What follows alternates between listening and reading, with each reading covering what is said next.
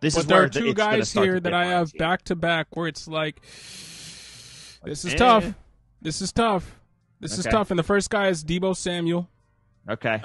Number 2 wide receiver last year, number 3 in points per game. But I mean, his usage has to be a question mark. His quarterback has to be a question mark. Look, in 2021, he led the league in yards per carry rushing the ball with an 18.2 yards per carry. And he had 8 rushing touchdowns, the most ever by a wide receiver in a season. This was a guy after the league year ended where we were both talking about it might be the best time to sell Deebo Samuel if you have him in Dynasty. And I know this isn't a Dynasty conversation, but just because he was coming off of an unrepeatable season. We talk about Cooper Kupp's unrepeatable season.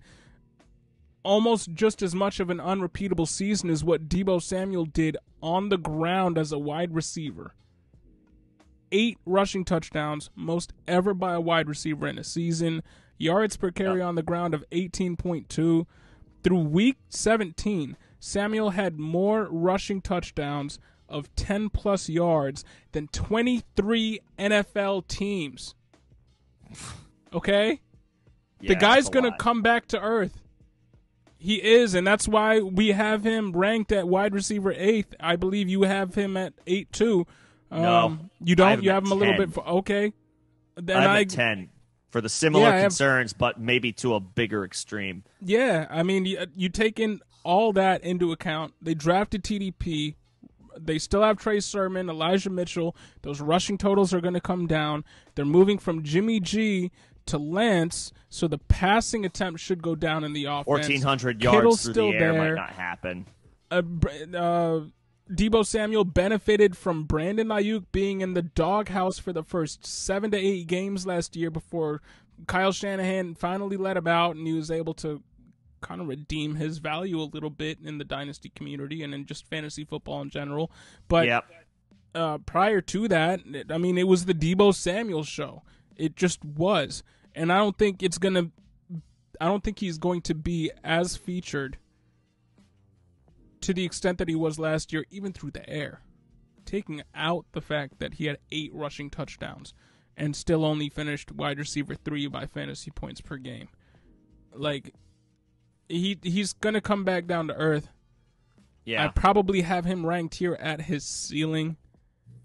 And honestly, wide receiver 10 sounds more realistic than wide receiver 8 for Deebo Samuel. So I might have to do some shuffling here because he, on top of everything that we've talked about from a regression standpoint, in 2017, broken fibula out for the season.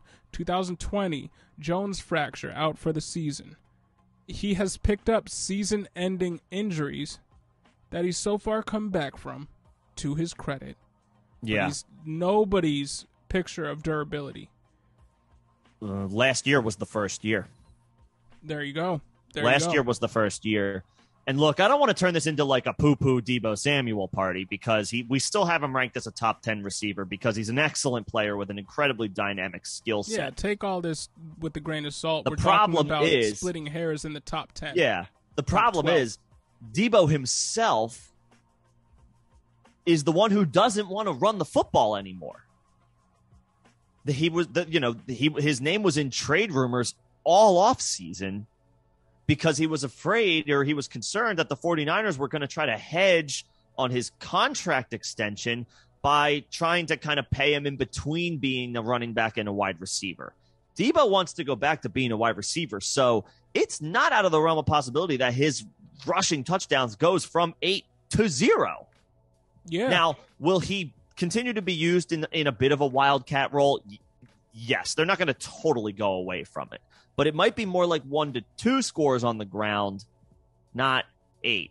And it might be 1,000 yards receiving, but it might not be 1,400 because we just don't know where Trey Lance is in his development as a passer. All we know is it seems to be the growing belief that eventually Jimmy Garoppolo is going to be traded and they will, in fact, turn the franchise over to Trey Lance, which we obviously have expected all along. They traded 3 first-round picks for the opportunity to draft the guy. But Trey Lance, we don't know yet. We don't know yet. He didn't qualify as far as being able to chart where he landed as far as passer rating and advanced passing statistics because he didn't play enough last year. So it's going to be incredibly hard to see that transition from Jimmy G, who's not exactly a world beater at the position, but is a little bit more of a polished passer, at least at this point in his career, than we think Trey Lance is. Trey Lance might be excellent. Trey Lance might be a great long-term prospect. Is Trey Lance going to fire right away as a passer? We don't know. So for that point, with the built-in regression that we expect, especially on the ground, I have Deebo at wide receiver 10. I mean, you have him at wide receiver 8. We both agree, especially on the ground. But last year, 2021, 120 targets. He was not getting an elite target share. He was just doing the most with them. 77 receptions, 1,400 yards per reception of 18.2. That's pretty insane. That's Deebo being Deebo, and that's the feather in his cap. That's what he does, maybe better than anybody. Deebo is better with the football in his hands, yards after the catch, than anybody in the NFL. But air yard share, he was 36th in air yard share last year. Yeah, Deebo's elite at running with the ball after the catch. That's what he does. That's what he brings to the table. I would venture to argue that he is tops in the league in that department, and that's the feather in Deebo's cap. He's great with the ball in his hands after the catch. And I'm not taking that away from him. I'm not trying to say but after that. That's just the fact. He's great yards after the catch. But yes, well, okay, I just said but. He's going to have to be excellent, not just good. He's going to need to be excellent in that department once again, transitioning to a young quarterback. He was probably not running the ball as much. He was the number 1 wide receiver in fantasy points per route run and fantasy points per target. And I don't know if we can expect that in 2 straight years. It's going to be hard to duplicate. I root for Deebo. I love Deebo the talent. He's so much fun to watch.